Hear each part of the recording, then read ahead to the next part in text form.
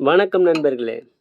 பசியோடு வருபவர்களுக்கு உணவு கொடுத்து உதவி செய்பவர்களின் வாழ்க்கை எப்போதும் வறுமைப்பட்டு கெட்டுப் போகாது.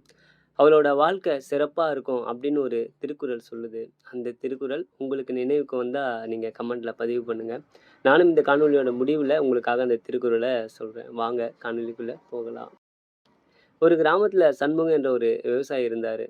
அவர் தனது வயல்ல இருந்து வர வருமானத்த கொண்டு தன் குடும்பத்தோட திருப்தியா வாழ்ந்துகிட்டு இருந்தாரு. அந்த விவசாயிக்கு ஒரு சிறப்பான பழக்கம் இருந்துச்சு. அதாவது அவரோட வீட்ல தினமும் பசித்தவர்களுக்கு உணவளிப்பது. யாராவது பசின்னு வந்தா அவங்களுக்காக சுவையான உணவு சமைச்சு விருந்து கொடுப்பாரு. அத அவரு பல வருடங்களா செஞ்சு வராரு. ஒரு நாள் ஒரு முதியவர் சண்முகத்தோட வீட்டுக்கு வராரு. சண்முகம் அந்த முதியவர அன்போடு வரவேற்று, அவருக்கு உணவளித்து இரவு அவர் தூங்குவதற்கும் ஏற்பாடு செய்றாரு. தூங்கறதுக்கு முன்னாடி அந்த முதியவர் சண்முகத்திடம் கேட்கிறாரு, "உன் வயல் ரொம்ப சின்னது. அதுல வருமானமும் கம்மிதான்.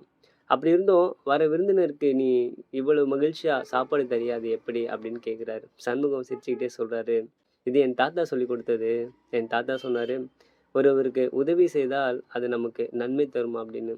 அதை என் வாழ்க்கையின் அடிப்படையா வச்சுக்கிட்டேன். என் வயல்ல வர வருமானம் குறைவா இருந்தாலும், என் மனதில இருக்கிற நிறைவு ரொம்ப அதிகம்." அப்படின்னு சண்முகம் சொல்றாரு. இத கேட்ட அந்த பெரியவர் உணர்ச்சி வசப்படுறாரு.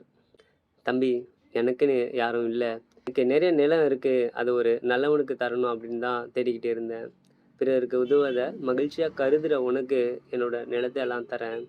அத வச்சு நீ சிறப்பா வாழு. மத்தவங்களுக்கும் உதவி செய்." அப்படின்னு பெரியவர் தன் நிலத்தை எல்லாம் சண்முகத்துக்கு கொடுக்குறாரு. அதனால சண்முகத்தோட வருமானமும், வாழ்க்கை தரமும் அதிகரிச்சது. இதத்தான் திருக்குறள் எண் 83 சொல்லுது. "வருவிருந்து வைகளும் ஓம்புவான் வாழ்க்கை பருவந்து பாழ்படுதல் என்று." அதாவது விருந்தினரை அன்போடு அழைத்து பேணுபவனின் வாழ்க்கை ஒருபோதும் சீர்குலையாது, சிறப்பா இருக்கும். விருந்தோம்பல் நமது வாழ்க்கையில் நிறைவையும் மகிழ்ச்சியும் தரும். உண்மையா இந்த திருக்குறள் ஒரு நல்ல திருக்குறள் தான். இந்த காணொளி பற்றிய உங்களோட கருத்துக்கள மறக்காம பதிவு பண்ணுங்க.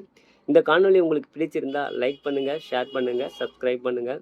மீண்டும் வேறு ஒரு காணொளியில உங்களை சந்திக்கின்றேன். நன்றி, வணக்கம்.